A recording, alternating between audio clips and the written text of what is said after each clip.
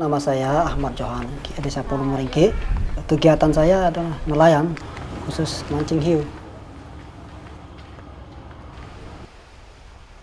26 tahun lah saya terjun terus ke laut untuk mancing hiu ini.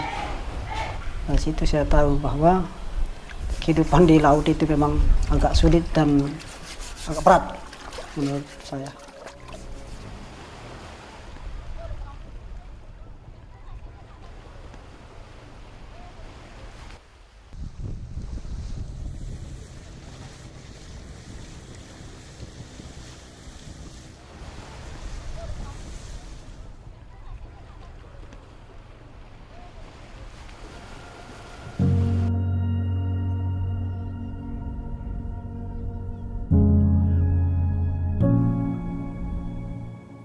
Kalau suami mau berangkat itu diem sudah, nggak ngomong apa-apa, langsung keluar gitu.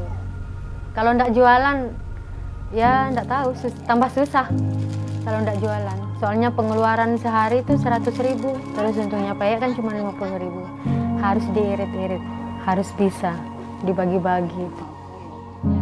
Sebenarnya uang yang ditaruh sama suami saya itu cuma 200.000. Kalau kita pakai belanja tiap hari, otomatis kan habis dia kalau nggak diputar lagi gitu. Terus saya bingung mau saya apain, biar pas suami saya datang uangnya masih ada. Jadi saya jualan kayak bayam, terus besoknya langsung saya beli ikan 50.000 awal mula. Terus lama-lama alhamdulillah bisa banyak selama 1 bulan.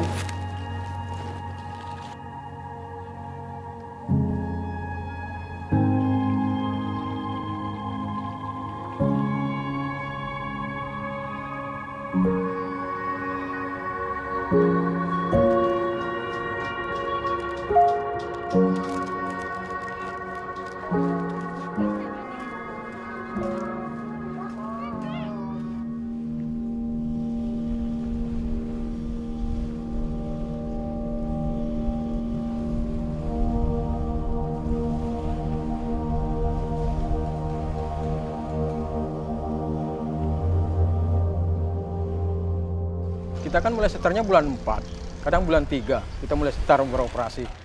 Kita bismillah aja. Bagaimana besarnya gelombangnya kita bertahan.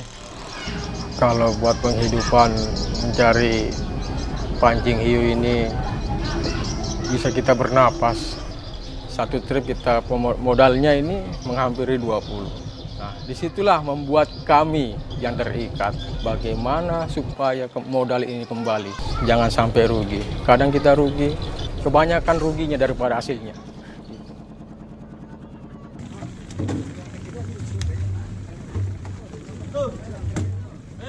Kalau sudah dilindungi, kalau ijazah tidak ada, mau kerja apa kira-kira saya ini? Kalau Anda dilindungi, kami sudah paham. Nah, disinilah tempat kita letak, kita saling terbuka. Yang paling bantai sudah dilindungi ini tidak mungkin kita bantai. Yang paling kita hancurkan ini alat kami. Kayak jari, kalau disobek, kalau dipotong, karena hilang. Ambil kita lagi, beli di toko, kita ganti rugi di bos. Tetap kami yang ganti rugi sebagai nelayan. Mau tidak mau, daripada dia terluka, kan begitu. Karena ini sudah dilindungi.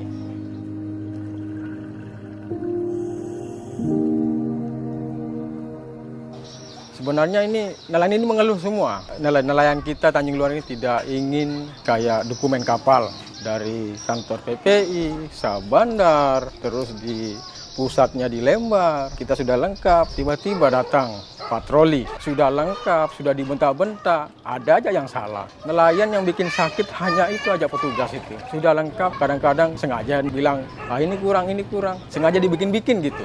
Kita lama 20 hari di laut. Kita tahu peraturan, kita bikin surat yang lebih lengkap. Tapi ada aja di pertanyaan.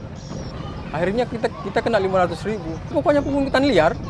Petugas ini tidak kasih ya, dapat sekian belum tentu dapat kita ini melebihi dari itu. Kita mengibarkan bendera merah putih, surat sudah lengkap, tetap kita ditahan. Kenapa kapal asing kau biarkan? Itu yang kita membuat kita sakit hati sebenarnya.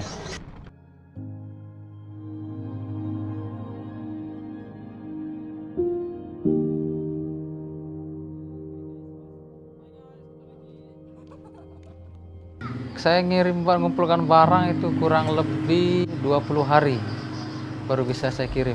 Saya kan begini, hanya pemain kecil-kecilan lah, istilahnya usaha mikro. Hanya dapat sehari itu saya beli barang paling kurang lebih keuangan 1 juta, paling tinggi itu 1,5 juta.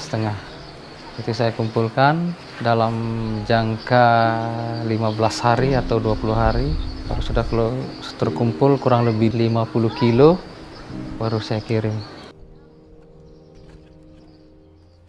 Sekarang ini ya, karena situasi harga agak di Surabaya kan sekarang lagi harganya jatuh lah. Itu turun kurang lebih 15-20% dari harga yang dulu. Kebijakan dari kota ini mereka itu akhirnya harga jenis kejen ini kan sulit ekspor saja, makanya itu kendalanya sekarang. Bukan saja hanya dari Tanjung Luar, terus NTB sendiri banyak barang-barang seperti dari Bali, dari Maluku, itu kan mayoritas rata-rata kan hiu kejen.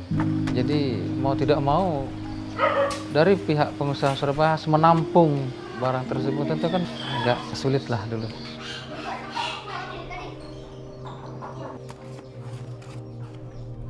Nah, kami khususnya dari pengepul, kalau dia belum terbuka kuota ini, jadi kami juga masih kewalahan untuk mengirim kuota tersebut. Kurang lebih 2 cm. Kalau dari kering? Iya, 1 atau 2 cm.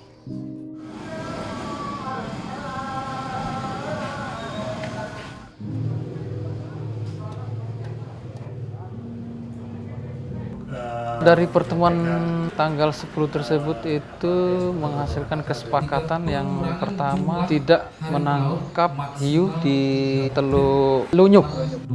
Terus kedua itu membatasi armada, itu kurang lebih 50 armada yang diizinkan oleh pemerintah. Itu bisa dievaluasi dalam 1 tahun. Terus yang ketiga itu penelusuran izin dan peredaran hiu, khususnya bagi kami pengepul. Kemana sejak dari pasar, pengolahan, sampai dikirim ke si penerima. Itu penelusuran, itu yang kita sepakati. Untuk mempertahankan evolusi hiu dan pari tersebut, supaya tetap ekosistem mereka terjaga dengan kesepakatan tersebut. Untuk menjaga ekosistemnya, biar tetap berkelanjutan hiu dan pari itu.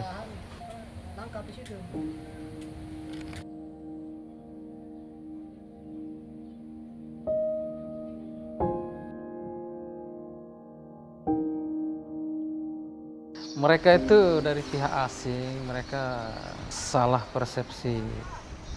Anggapannya mereka dari pihak asing bahwa hiu dan pari ini hanya pemanfaatannya siripnya saja. Kalau kita khususnya dari Tanjung Luar, pemanfaatannya hampir semua, tidak ada yang terbuang.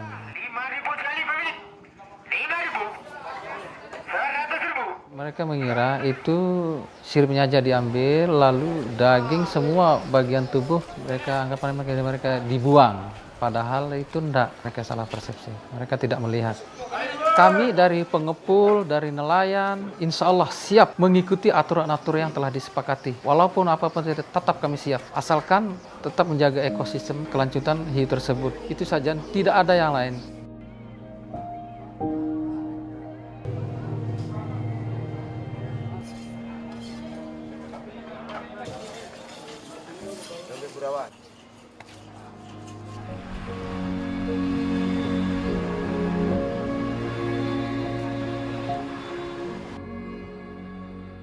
Khususnya saya, harapan kami di sini di Desa Pulau Meringke ini, khususnya pemancing hiu ataupun menangkap hiu, cari solusi lah begitu dari pemerintah. Harapan kami bagaimana lah. Ketika pemerintah memberikan kebijakan mau melarang itu, kira-kira apa solusinya? Apa ada yang solusinya untuk dipersiapkan ketika membuat aturan seperti itu? Kalau memang ada, sampaikanlah ini solusinya dulu. Gimana caranya? Supaya kita juga paham, bisa pindah ke profesi yang lain, kira-kira kita bisa menguntungkan atau membiayai dari kehidupan kita Kenapa tidak? Capek juga untuk melawan ombak, melawan badai apa segala macam untuk anak istri kita.